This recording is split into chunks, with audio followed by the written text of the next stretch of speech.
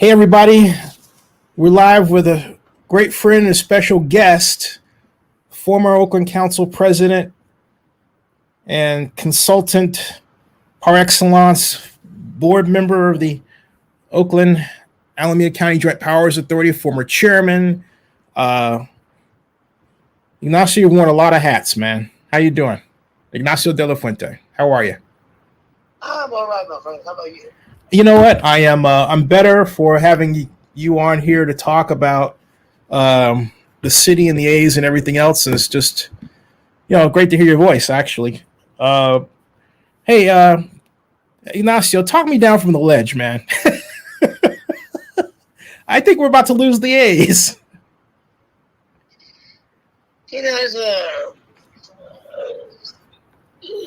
really kind of even difficult for me to really think.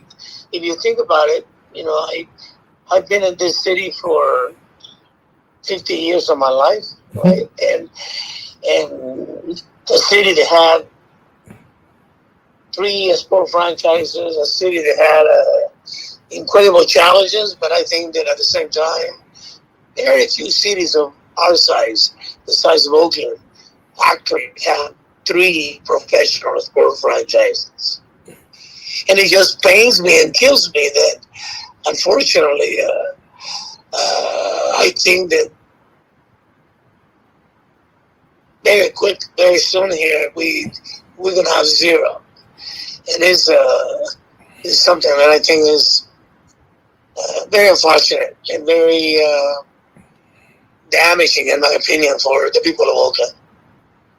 Why do you think, let me ask, and tell me if I'm wrong, but she doesn't listen to me. Does Libby listen to you, the mayor? Absolutely not. I don't think that Libby listens to anyone, unfortunately. I wish I could say she's listening to you or to somebody else, and I disagree. But unfortunately, I have to say that I don't think she listens to anyone. And obviously, that's what we've seen as results. Absolutely nothing. Yeah.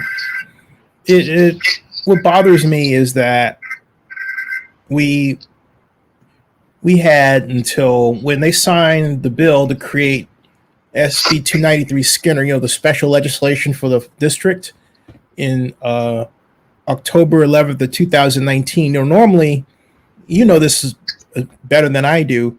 If we're going to use tax increment financing, we're going to the county and we're going to bargain. We say, hey, look, we're going to use your TIF, so we need to talk. You're not like putting it off until Major League Baseball says, oh, hey, we're getting ready to leave.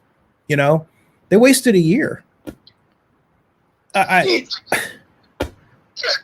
mean, you're absolutely correct. I mean, Zennie, I think you and I have been around a long time, my friend. Mm-hmm. And I can tell you that I think one of the first things that I learned when I got involved in union politics first and then politics is that any major project, any project that will impact, that will be a region or an area or a city, needs a champion. It's someone that carries the ball, somebody that makes that project your project, and then you carry the ball. Then you kind of you run with it, and you do whatever it needs to be done to make it happen. Mm-hmm.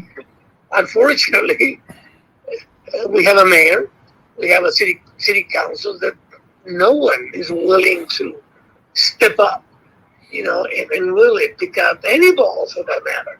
Not only the A's ball, but any ball. So here we are with a city that had 3 professional sport franchises for a city that will very quickly, very soon, will have nothing. Do you see? Why do you think? Do you think it's since the council is just too young? And my other question is, hold that thought one moment, Ignacio. I just want to turn this fan off. Hold on a second. Hold on a second.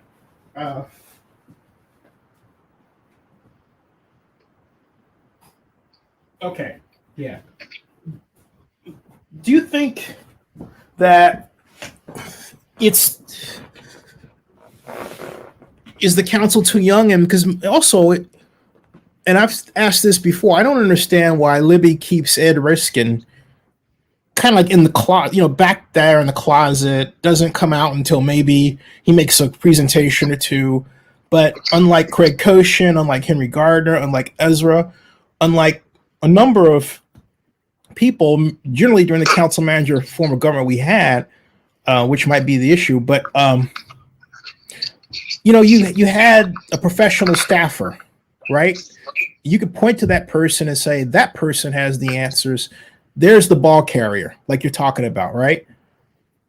And I don't see, the only ball carrier I see is the mayor herself. She's put herself in the position of being ball carrier, and she doesn't know which hole to run through. But that's my point. I mean, you're absolutely right. I'm sorry to say, right, the mayor, Libby,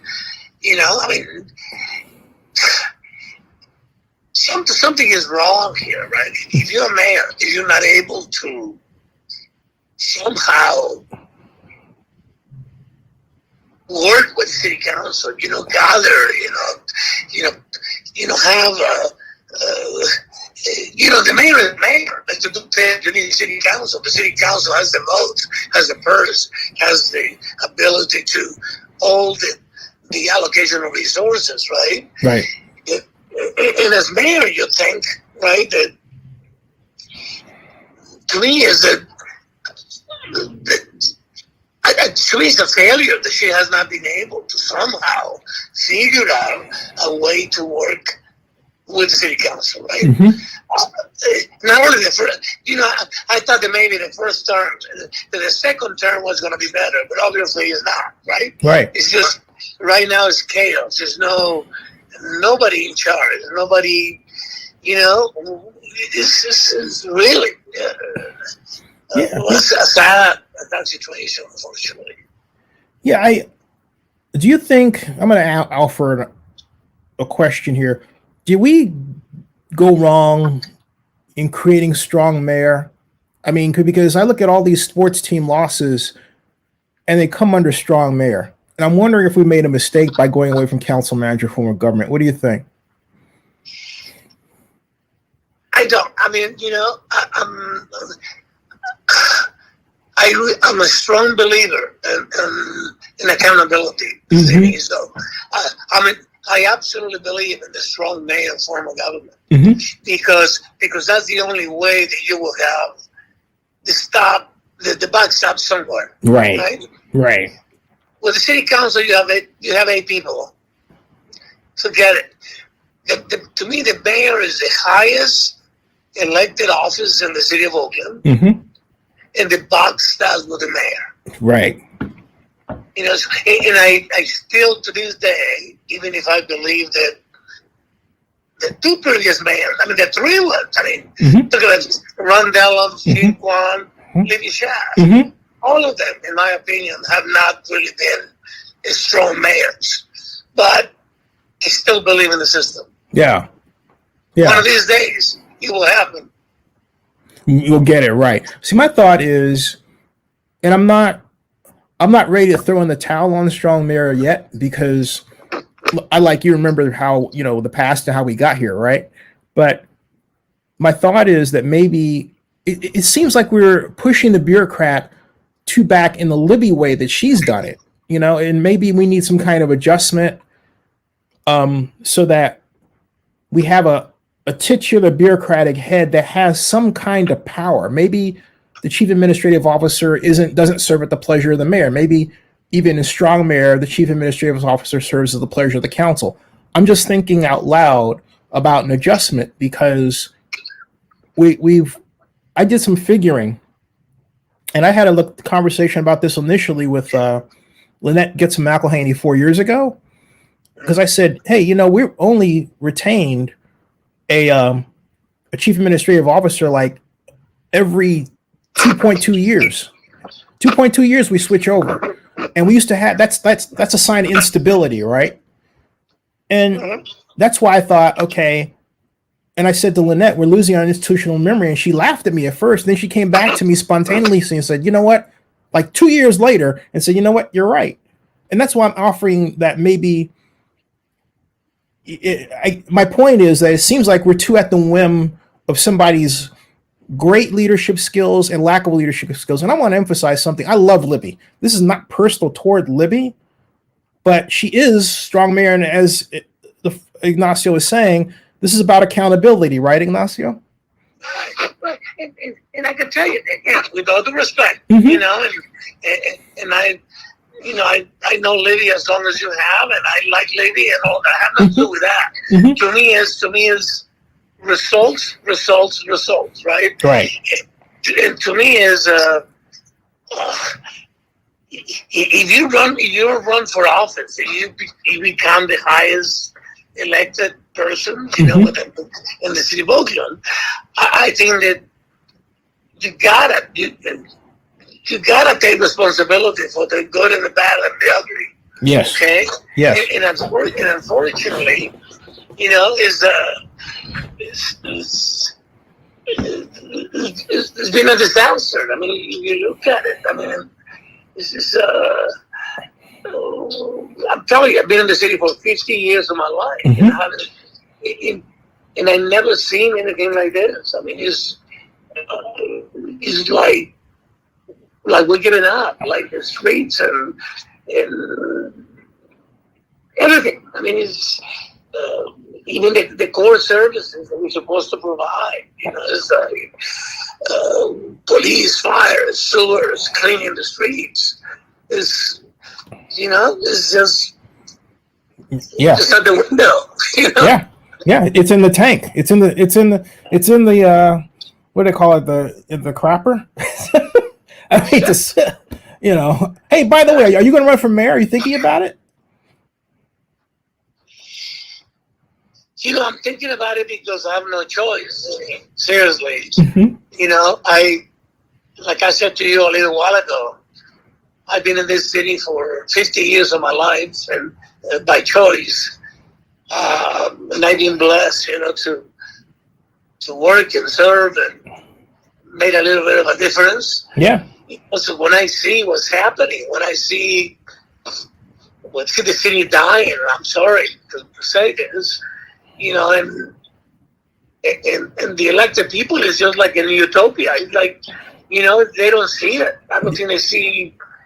They don't see the crisis. I don't think they see that what's happening really. So yes, I got forced to think about it. Think I'm gonna do it? I don't know, but I'm forced to think about it. Because the future, what I see is it doesn't look very good. I think you should run.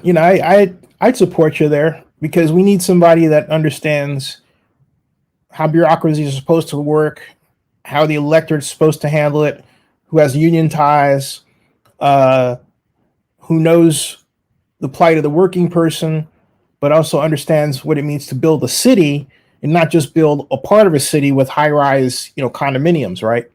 So I think it'd be great, I think you should, swing for the fences, as I say. Zennie, you make a lot of sense. Seriously, my friend. It's like one of the things that people forget or the people don't want to deal with is to me is the challenge of balancing everything, right? Mm-hmm. You got to balance everything. You cannot let people take over your streets and destroy the city. At the same time, you cannot deny the fact that you need to work to try to improve the lives of people that they have less than we have, right? Absolutely. But I'm just telling you, I think that unfortunately, these elected officials, which are nice people, mm-hmm. have nothing to do with their being people, human beings, but they're more ideological than practical, right? They are more. The guy that just got elected. They just got elected mayors in New York, right? Right. Yeah. I love the guy. I mean, you think about it. He just won, right? Mm-hmm. The election in New York. An ex-police officer, African American, mm-hmm. law and order guy, mm-hmm. and he won, right? Right. Why? Because he had a very simple, common message. You just want to make sure people are safe and that you are livable, that you have a community that you can live, you can let your kids, walk to school or walk to the park. And he won. I'm mentioning this because I think it's beginning of the change, Zennie. I think that people start realizing that the nice, progressive, ideological, people that get elected have no fucking clue. I'm sorry.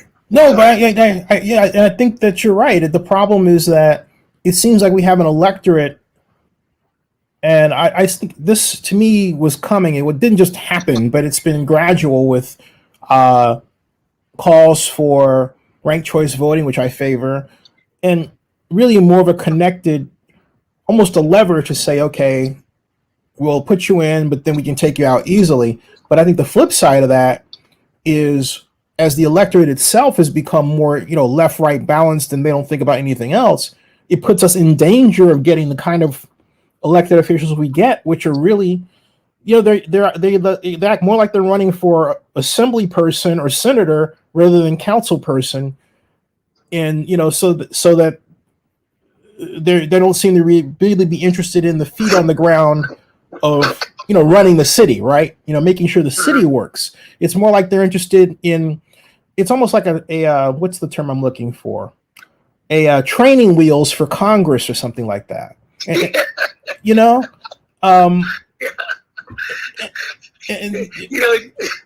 yeah. You're so right. You think about it, Zennie.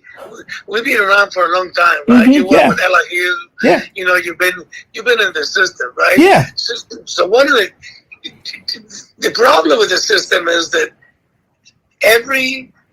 almost every person, not everybody, but almost everybody, 90% of the elected officials, they run for school board, city council, mayor. Is always looking for the next higher position. Nothing wrong with that, except that to me that kind of it limits you to what you care about, your your legacy, what you leave behind you, right? Because you're moving from one job to the next. Yeah, there's very few people. Yeah, that they want to stay put. They just want to, run for local, and stay local because you want to be local, right? Right. So the system is kind of, unfortunately, set up that way. So, yeah. But, it's like we had people, yourself, Henry Chang, a number of council members who they were city first, right? And you didn't see, even Elihu was always city first. Sure, he went for Congress and everything, but Elihu's mentality even then was city first. And it's like now, and I don't mean to I don't mean this personally against people. There are people like that I do on the current council. I think Dan Kalb tries to get it right, among others, But overall, there's this ideological bent that seems to damage us. And on that note, I'd like to know, what do you think of what current District 5 council member Nogallo said about having the Coliseum, even though the A's don't want the Coliseum and want Howard Terminal? Well, it's kind of, I'm not going to say naive, but I'm going to say,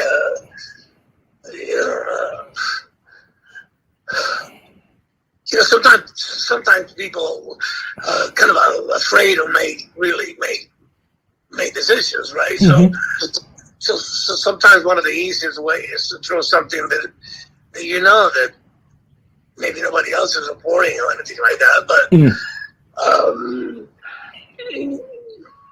I think you and I have some of these discussions before, and I think that like we said at the beginning of this conversation, you know, the problem is that nobody had really, especially in the last several years, nobody has been willing to be that person that will be the connection, you know, with that will be a sport franchises, or that will be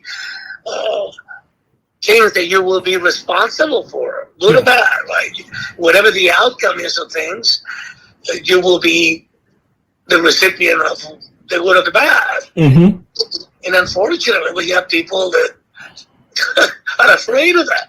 They don't want to do that, right? Yeah. So you have what we have. Yeah. Who's in charge, right? Yeah.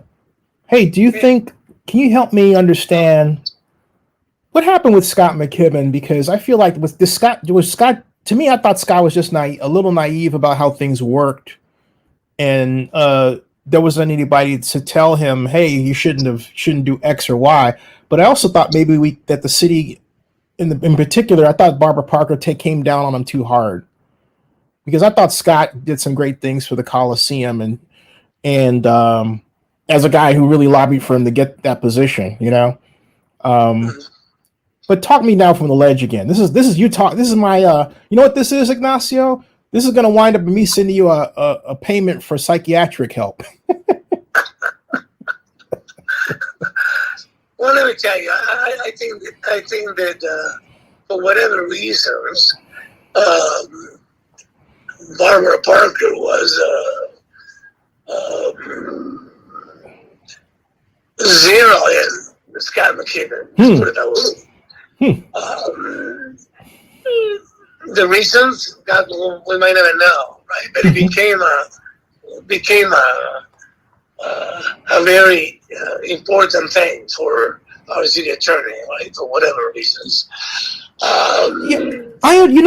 Help me with that, because when Barbara first started going after him, you know, the first thing that I remember is seeing her at the JPA box during Game 4 of the NBA Finals.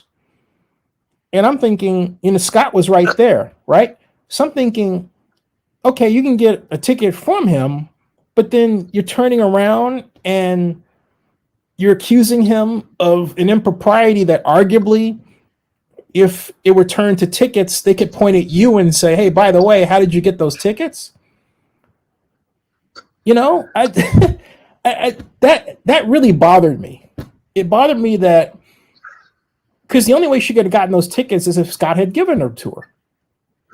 And she should have them. Fine. Great.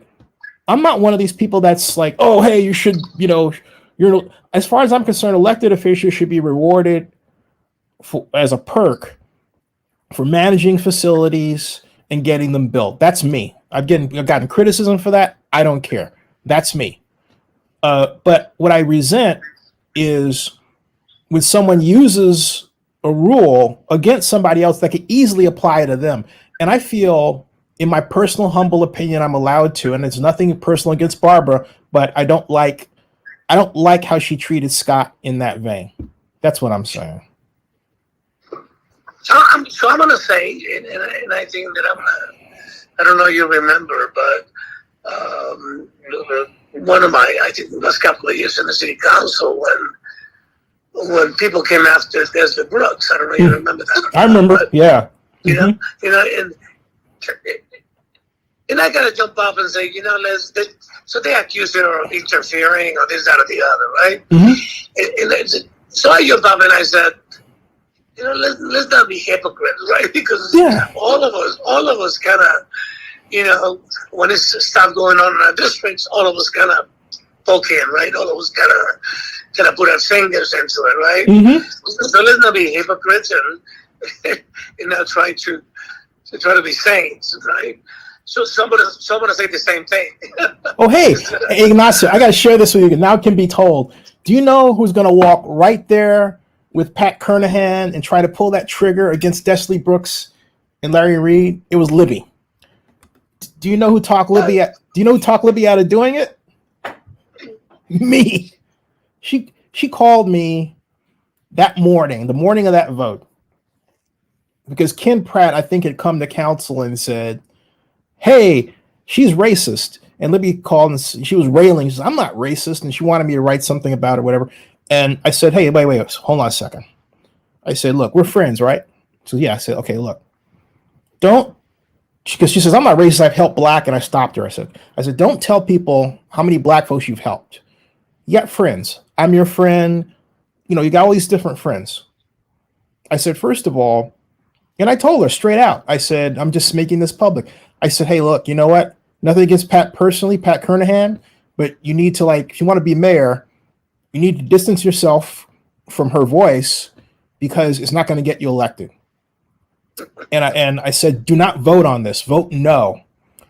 And I said, Desley is going to ream you up and down. Don't argue with her. Just smile and nod and let the storm pass over and just abstain.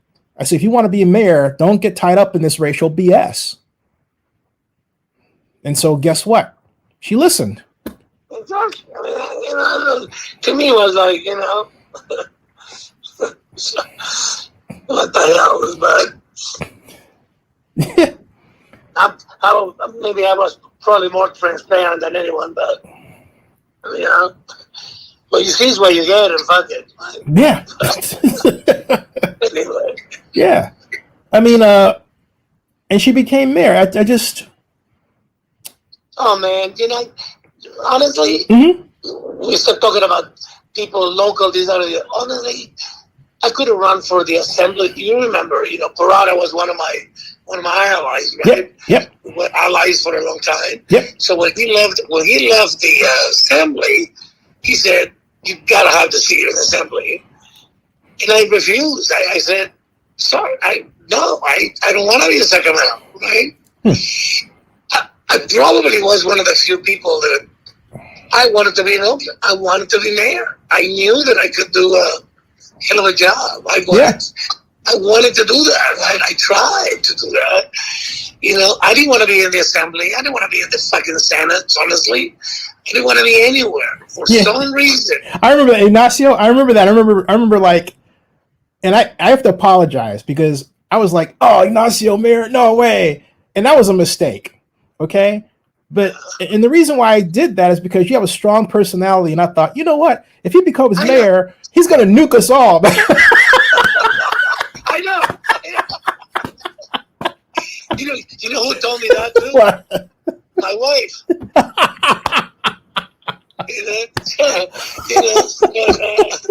But I tell you,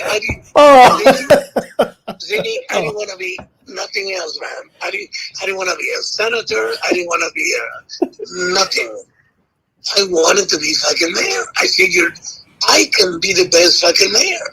I can really be fair to everyone, black, white, yellow, green, you know, and I will fucking kick ass. I always wanted to do that. No, you definitely wanted it, man. That was. I didn't get a chance to do it.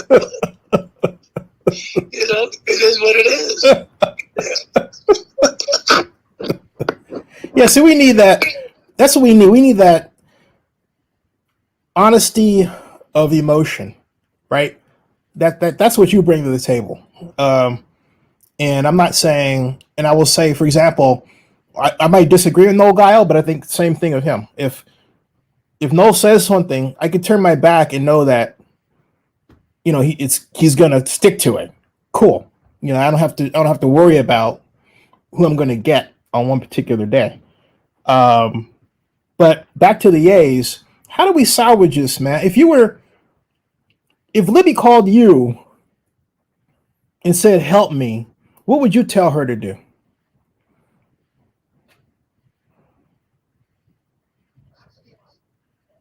Ignacio? Yeah. I hear you now. Okay, I gotta be honest with you. I mean, I think that from the get-go, to me, I said that in some interview the other day, right? You think about it. For years and years, you and I have heard the Port of Oakland, the engine of the region, jobs, you know, revenue, you know, all of that is the Port of Oakland, right? You know, and then obviously they will have a Coliseum, which is Speak up a little bit more. Hey, Ignacio, for some reason your voice went down a little. I don't know why. It was, I don't know if you have a headset or something, but all of a sudden your voice went way low. Oh, sorry. That's better right there. Yeah, that's better now. Yeah, yeah. So we keep hearing, right, that the port of Oakland is the engine of the region and this, that, or the other, right? Right. And also, I don't know about you, but I think that the Coliseum area is something that I think that piece of land is something like no other place in the fucking world, in my opinion. I mean, very few places. A lot of places have very convenient public transportation, this, that, or the other. The Coliseum has everything, including an airport within 5 minutes, right? Yep. So I have to say to you that honestly, I think that Howard Terminal from the get-go was not a good pick for me. Because I believe that if a few things are working, which the port is one of them, why you want to fuck it up? Why you want to mix it? You know, and I don't think anybody will be happy, neither DAs or the port or the workers or the people they have, right? So from the get-go, I was, be honest, not in favor of Howard Terminal. Right. And secondly, I really believe that the Coliseum is a site that has no equal. Let me ask you a quick question on that note. I'm 1,000,000% with you, save for one issue: sea level rise. And we have a sea level rise problem, as Zach Wasserman will talk to you about, that goes from Oakland Airport all the way through East Oakland. And we haven't, and the reason why I went against the A's at the Coliseum and turned to Howard Terminal was because I said, hey, you know what?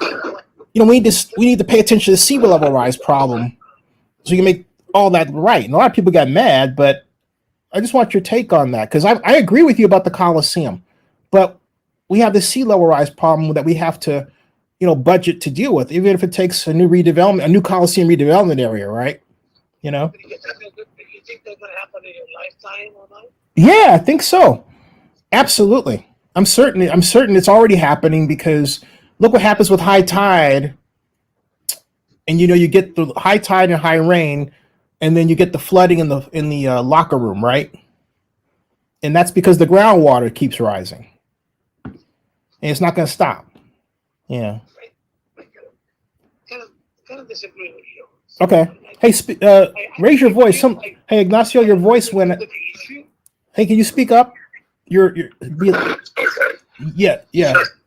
I agree with you on the issue, but I kind of disagree with the time, and I think that's not going to happen in our lifetime. Okay. It won't happen. I hear what you say. Right. But it's kind of hard to make decisions for 20 years or 30 years from now, right? Well, I think that if I was in charge, if I was still the mayor or the council members, I would be thinking, how going to keep the assets that we have, right? Right. We already lost the Raiders, the Warriors were down, period. But I really believe that we could have kept the Raiders and the A's, in my opinion, right? But anyway. Oh, but hey, you know what? On that note, I want to show you this. I think we could have kept the Warriors too, and I'll tell you why.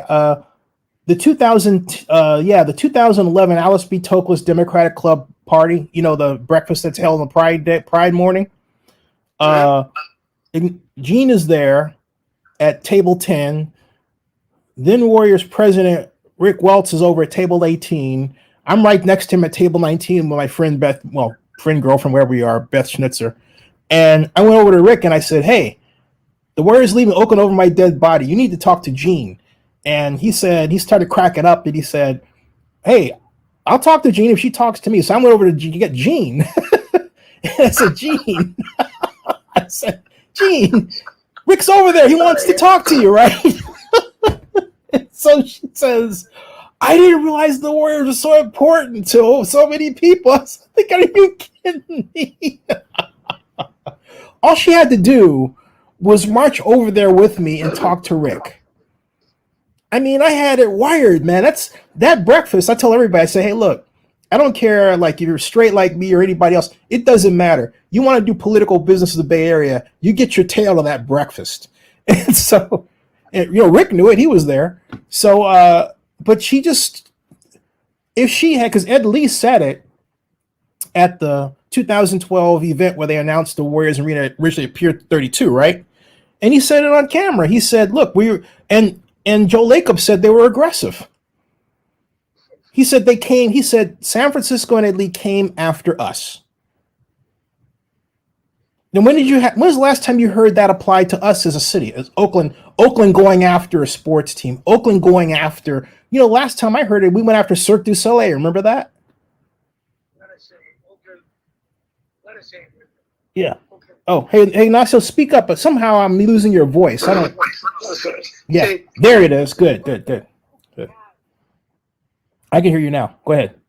What I'm saying, Oakland had 3 teams, and obviously, I hear what you're saying about everything, but I think that at the end of the day, I think that it's like kind of sad for all of us, right? Yes. The history, the jobs, the exposure. One time, I don't know if I told you this one time, but between the A's, the Warriors, and the Raiders, right? Oakland wasn't a map. It wasn't national and international TV for 250 days a year. Yeah. I mean, Yeah. You think about it, it's like, wow, you cannot buy that, right? You cannot put that, but yeah. Anyway, my friend, great talking to you. Great to you too, man. Thanks for coming on. I appreciate it. We got to have you back. Hey, love you, man. Run for mayor. We need you. Run for mayor. You got it, man. I see it.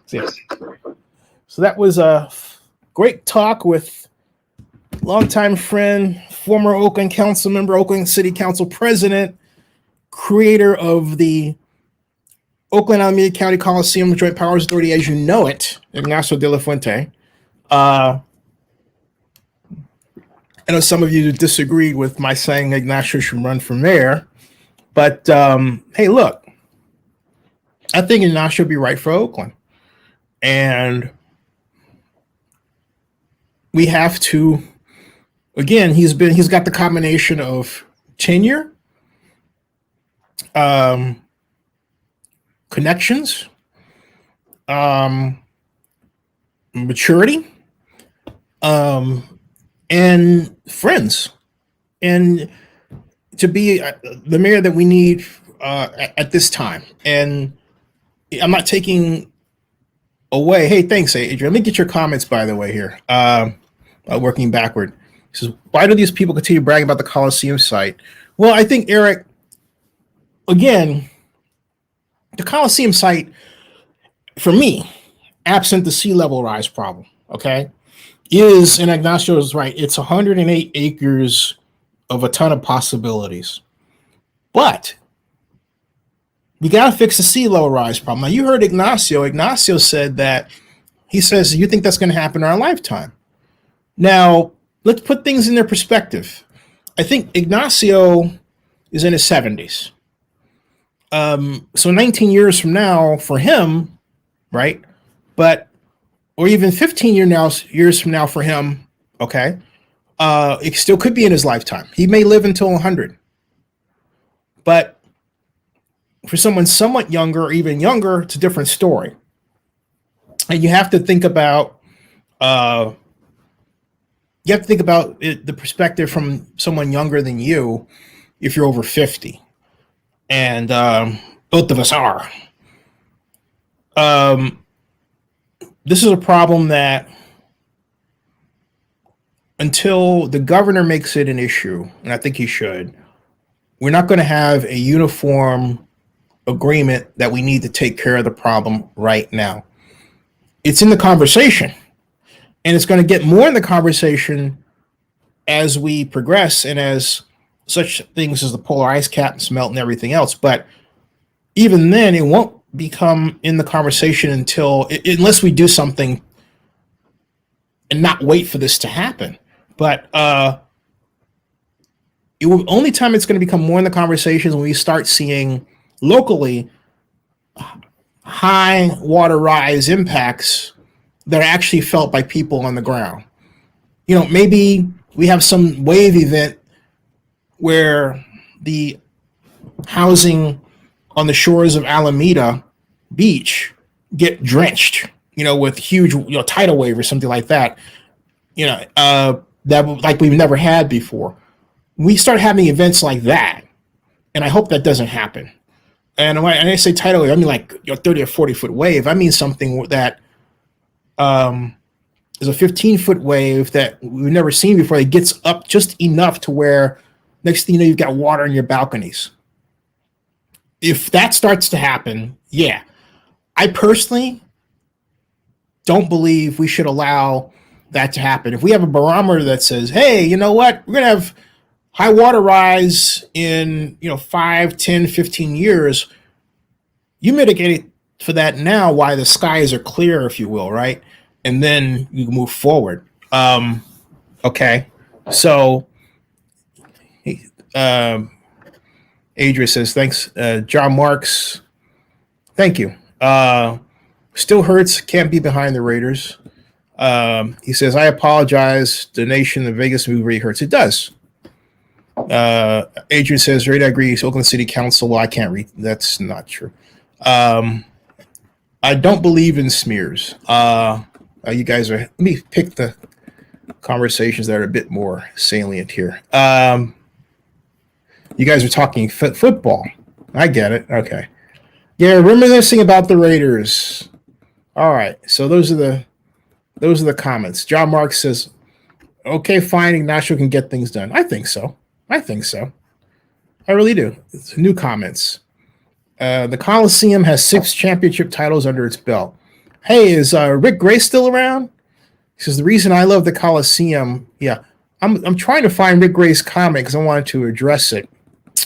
Well, I can, which means I have to go back and find it. Where am I here? Eric Raiders. Hard.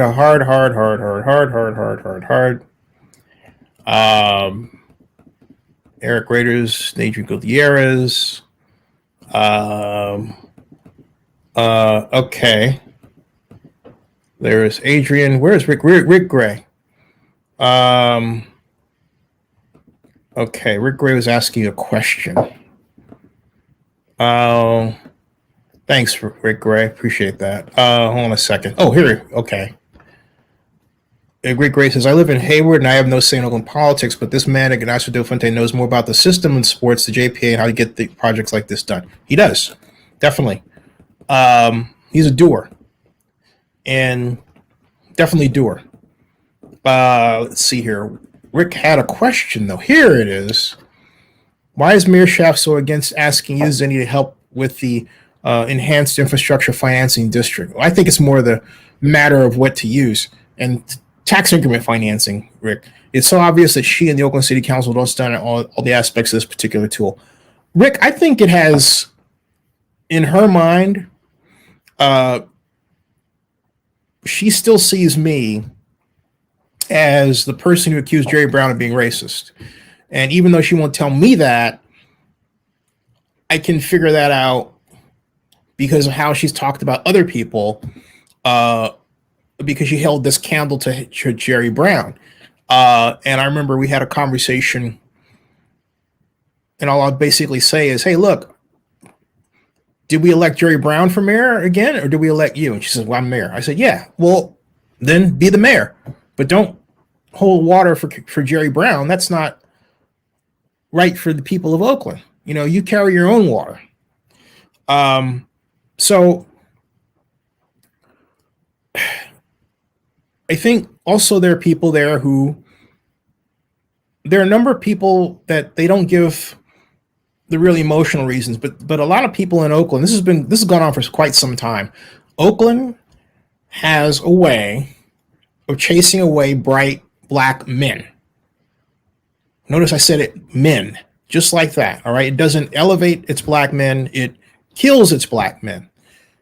Black men in Oakland are more likely to die of a gunshot than be elevated to, a high office. And that is the sad, cold truth. You have to leave Oakland and go someplace else to be successful. Oakland's wired that way culturally. I've lived in Oakland since I was 12 years old, 14, excuse me. Love Oakland, and still have my place in Adams Point, even though I haven't seen it sometimes because I'm here for my mom. But my mom doesn't like Oakland because my mom does not like the way Oakland treated me, and she's very adamant about that. And she's not the only person to criticize Oakland that way. And I was told, this is an answer to your question, okay? When I was an intern, I remember I wanted to take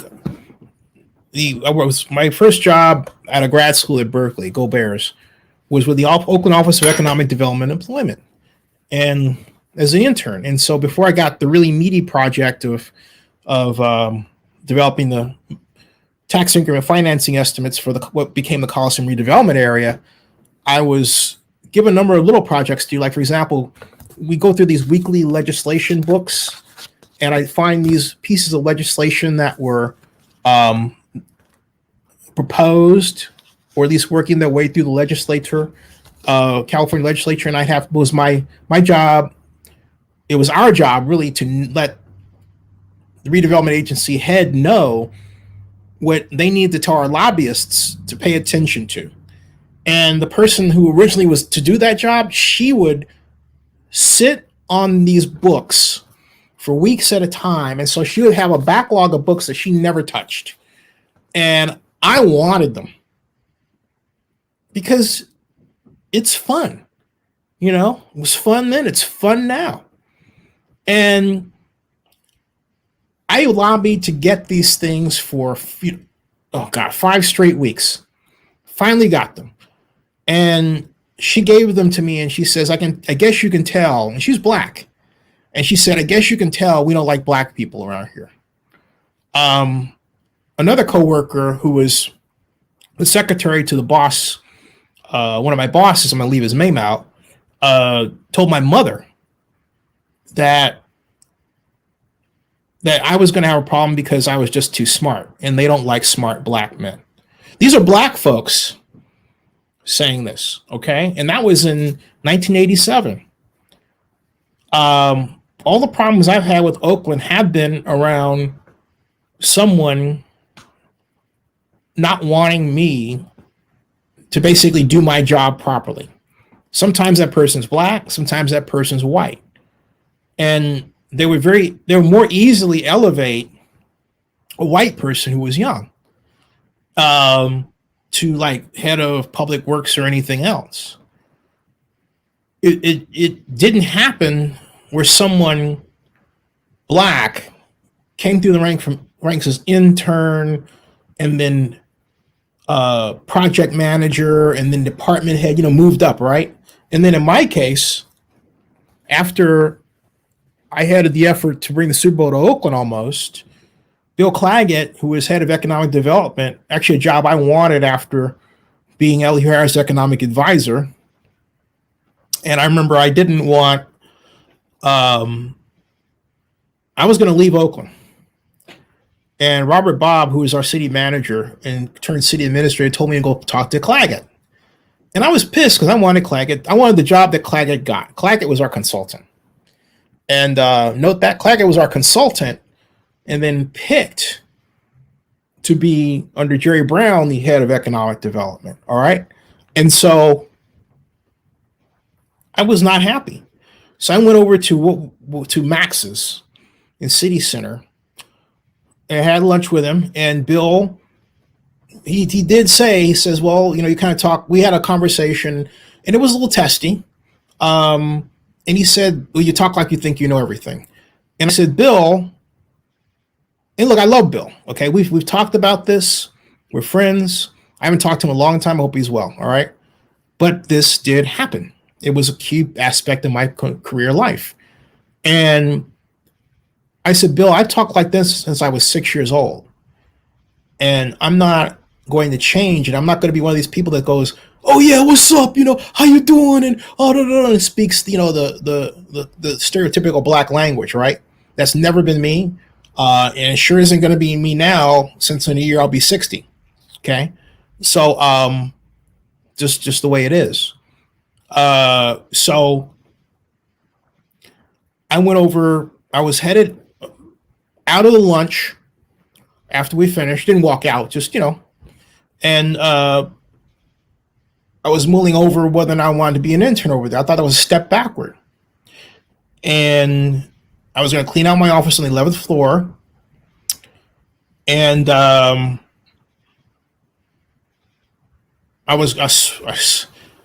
God was my witness. I'm headed in the air. I got some stuff to take out. Was going to my car. I was going out. And I see Mr. Bob coming in as I'm going out. And so Robert said, how'd it go with Claggett? And I said, he said I talk like I think I know everything. So I don't think I want to be here. That's exactly what I said. I don't want to be here. And he said, you do talk like you think you know everything. This is in 1998, by the way. He says, you do talk like you think you know everything. You're young, you're black, you're smart, you're a threat. He said, Oakland is a crab barrel town that likes to pull you down. Okay. And he said in one sentence, what he said to me in one sentence encapsulated everything I'd been through to that point. Being an intern, creating the computer models, going away for a bit, becoming a columnist for the Montclarian, which really got me the job with Elihu through Larry Reed, who was his chief of staff, who lobbied Elihu to hire me as his economic advisor. And then Larry, went on to become District 7 council member for some time. And I said, Mr. Bob, I'm going to take that job. Because I have some special projects I want you to work on. And to make a long story short, what did he put me in charge of? The Super Bowl. Robert believed in cultivating young black talent. Okay? And I'm saying this to people watching who may be in city government or work for it. If you see someone young and black and they're bright, get behind them. Don't be part of the Mau-Maus that come up with reasons to fear them. Okay? Because all they need is a champion. And because that's still true today. That's why what happens is that you get the Barack Obamas, but then you get the society kind of working against you to a little bit. It's changing, and it's changed, but it's still a problem. That's why we have this wealth gap. This wealth gap comes from millions of little, some people call them microaggressions, but that's where they come from. And so when you see someone when I say bright, I mean someone who is, it's custom in society for people to hear of someone black say, I can run the fastest or I'm the strongest. But when someone says, I know this better than somebody else, that's an intellectual realm. And it's easy for a person to just simply try to disprove that you do by not listening to you. And in that instance, which has happened to me a lot, you have two choices. You can talk or say nothing. I choose to talk because I believe, particularly with having my own media company, that if I say something's going to come to pass numerically, like with respect to tax increments and bond issues and tax rates, all I have to do is just wait for the reality to play out and follow the model that I built and say, see, told you. But then more important, have other people say it without even saying it came from me. They can just simply report the news that I said was going to happen. And then other people, as you know, because some of you have done it, come back to me and say, hey, Zennie, you were right. You tried to tell them. Yeah. Okay. That's one reason I started a media company. Because media has served to really cover up, and it's white-owned media, mostly by white folks. I remember, Ann Killian put out this list of potential NFL head coaches and like future head coaches. I think this was like 10 years ago or so. And on Twitter, she listed them. And I said, hey, there's no one black here. She never responded. She could have said, oh, yeah, you're right, Zennie. You have any ideas? Nope. She knows who I am. Okay. Instead, she deliberately ignored me. And she's with the Chronicle. And something, you know what? This is part of the problem. And to me, it's reflective of a publication. I'm talking about the Chronicle that needs to apologize for its contributions to racism in American society. The LA Times has done it. The New York Times has done it. The Kansas City Star has done it. But hey, what about the Chronicle? All right. So, institutional racism is the enemy of intelligent black men.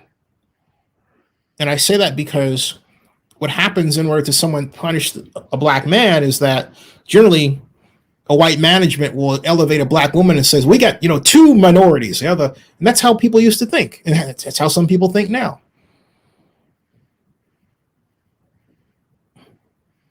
So the best way against that is if you have someone who's female and African-American who's in charge, hey, bright black men out there, elevate them. Like that's what's done here in Atlanta. But it shouldn't take a predominantly black culture for that to happen. It should be a true meritocracy. But folks, we don't have that at all. If we ever really did. We have merit. If you notice, the people who say we have meritocracy are the ones that have always benefited from the meritocracy, right? I mean, you don't have somebody who didn't benefit from it saying, we have a meritocracy. This works for, okay. All right. But it is an ideal to shoot for. It is the expression of a truly functioning democracy. But in a word, okay. So what does this have to do with Oakland? Everything. But that's been my history. And in Oakland, there was always somebody to just throw a roadblock at you. Maybe somebody like an intern that wanted to work with you because you work on the Super Bowl. And then it turns out they have their own ideas and they're not working, and they're black and they're working against you and you don't even know it. That's the other problem that people don't talk about. A lot of people who look like me don't want people who look like me to accelerate or elevate. Racism as a mental illness works in two directions. It's not just from those who may be white, who don't like somebody black involved. It's also from those who are black who have issues with anybody black that might elevate, because it's like to them, they think it as a reminder that, oh, they haven't done anything in life, which isn't true at all. Okay? I remember Harvard professor Derek Bell told the story the best. He talked about getting in a cab and, talked about President Obama, or at least what was then president, or sending to be president. And I think the cab driver who was black didn't want that. And because it was basically be a symbol that, hey, maybe racism wasn't the problem the cab driver thought it was. In other words, that was his crutch. I'm not saying racism isn't a problem. It is a gigantic problem. But the other part of the problem of racism is that you have those of us who are sort of comfortable in that water that they've learned to swim in because of racism. And they feel like, hey, if racism is gone, can I really elevate? What do I have to really, talk about to give the reason why I didn't get what I wanted in society? There's a lot of that. And there's some people who think like somebody used to say, as a friend of mine says, the white man's ice is colder. And I'm not talking about interracial dating or anything like that, because I will tell you, there are a lot of women, regardless of color, who, if they choose you as a black person, as a black man, you're going to win them for the rest of your life. That's a big deal. Okay? That is a huge deal. So if you see someone black with someone white, black, Asian, Hispanic, I don't care, that woman really loves that man. Period. End of story. Period. End of story. And for the record, I've introduced black women to white men on many occasions. I think everybody should seek the person that loves them the best. But what I'm talking about, to be crystal clear understood here, is best exemplified by my grammar school teacher, John Rizzo, Italian, who used to say, I'm Italian. And what he was saying is he was proud to be who he was, right? Happy. But it wasn't exclusive of anybody else. And that's where I believe we should be. Say, hey, I'm African American. Hey, I'm black. And I say it loud, I'm black and I'm proud. Yeah, but not exactly like that, because that was more a reaction to the racism of the 60s and prior. I'm talking about an organically true expression of pleasure, not so much pride, but pleasure in being who you are, to the point where you can be the only black person in an entirely Asian event, whatever event, and be comfortable. You see what I'm getting at? Be comfortable because you value yourself and you're secure with yourself. But at the same time, if you see somebody else in the crowd that's all not black, and that person's black, you go and you introduce yourself, as opposed to ignoring that person because you don't want to be part of this clump. I remember when Jack Del Rio got hired by the Raiders, press conference. And after the press conference, there were four of us who were black press. And one guy said, this is wrong. And I said, what? He said, this. And I said, what are you talking about? He goes, all of us standing together. I said, I just spontaneously said, don't ever let that come out of your mouth again. There's nothing wrong with us together. But you see the thinking? That was 2015, all right? So my point is racism damages all of us. It damages how we think about ourselves and each other as much as it damages us when somebody who's not us is racist toward us. And that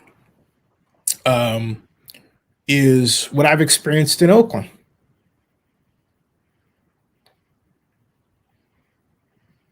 And Libby should be hep to that more than anybody, rather than, do what she's allowed. Even at the press conference, nobody black. Okay? And she knows that, among other people, I'm watching. This is not the first time I said this. There's a big scandal about her not hiring Marrakesha Smith, and I believe the city owes Marrakesha Smith, the former assistant city administrator, a lot of money.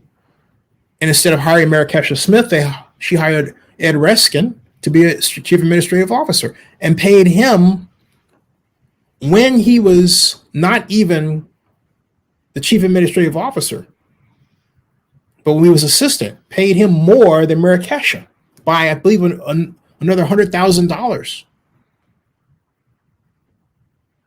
Because when Ed came over, Ed was making more money than Marrakesha, so apparently the city felt like they had to match it. What he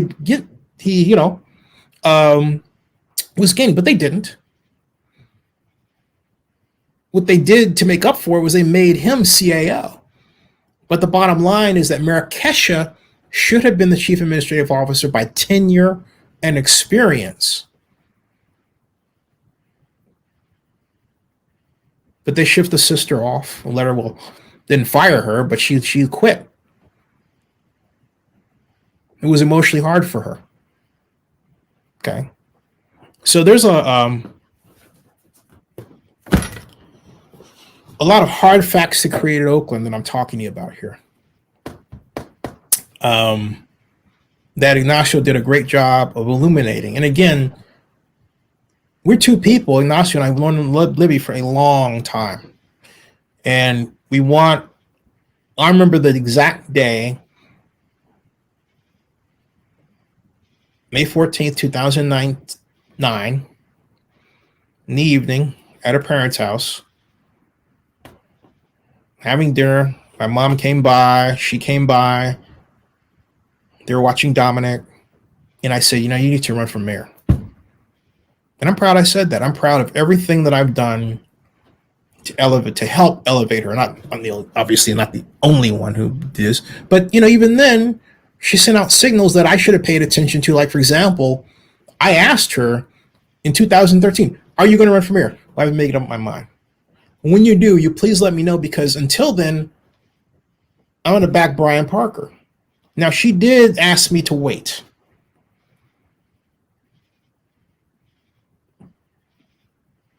And Brian was saying, hey, okay. And so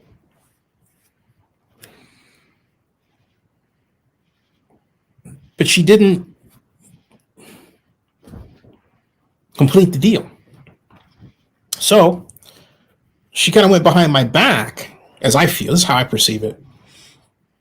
And then changed her mind, but she didn't call me and say, by the way, I changed my mind. I had to find out through her parents. Okay?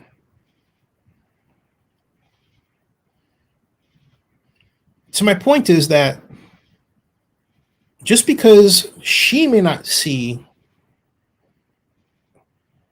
that there was value in making sure that her communication line with me was tight, doesn't mean that what she did was the right thing to do. It was the wrong thing to do. Because when you got a guy out there that's been your longtime friend back to 91 and has a lot of water under the bridge with you in a lot of different ways, when that person asks you what you're going to do and they have the means to help you get out the communication about what you want to do, you honor that until the cows come home. So there you go.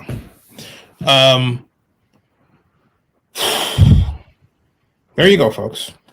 Adrian says, Zennie, you're a good dude. I try to be, doing the best I can, man. 1:29 at night. I'm going to sign off, and I want to thank Ignacio for chiming in. That was epic. I called Elihu too. I didn't get him, but it was epic. It was candid. It was critical. It was valuable. He said a lot. He's leaning toward running for mayor. I think he'll be a good mayor. If he runs, it looks like he may be up against Rebecca Kaplan once again. Rebecca is not going to be happy that I put Ignacio out like that. But hey, you know what? I look at it this way. It's not anything against Rebecca at all. It's pro Ignacio. And Rebecca has to make absolutely certain she has to follow this line of thinking. And it's something that I learned from Phil Tagami decades ago. I remember when Phil had his office on 600 Grand Avenue. He used to go by and check, see if he was ready to go over the Golden Bear, have a cocktail after council. This goes back to 1993, 94, 95. It was even before I worked for Elihu. And Phil used to always say, Zennie, how's your relationship with X? Zennie, how's your relationship with Y? If you understand how Phil built his business in a tough political environment of Oakland, I just told you, he had a relationship calculus. Now, that can drive you nuts unless you have a great constitution like Phil has. I don't know how he did it. Well, I do, but he did it. Okay. It got him the Rotunda project, $32 million city contract. He did wonderfully. It got him a Fox Theater. Look what he's done. Look what he did with the Fox Theater. Put Oakland on the map in a way it hadn't been on the map before ever, right? he was going to build the bulk terminal. They had all these different contracts and had, in particular, was trying to get coal, but haul coal in a way that was environmentally clean. And I know some of you out there don't believe it's possible, but some of you out there don't like to read either. It is possible. We can do all things through technology, folks. So, point is, if Rebecca follows that line of asking herself how her relationships are with key people and then working on those relationships, she can become the next mayor. But Rebecca has to stop playing racial politics. And Rebecca knows what I'm talking about. You cannot play black off white and everything else. People criticize Rebecca about that. But from Rebecca's point of view, she sees how we have been hurt. But the trouble is that Rebecca has to go beyond being the council member that points it out to being the person that helps fix it, that does not helps fix it, but fixes it. In other words, what are you going to do to fix it? That's what I said to her at a press conference, because I got after her about it. I said, it's not about just you and what you've done. What are you doing to change it? Okay? So if Rebecca can answer that question, she'll become mayor. All right. Subscribe to Zennie62 and bookmark oaklandnewsnow.com. That ends this broadcast. See ya. Thanks, everybody. God bless.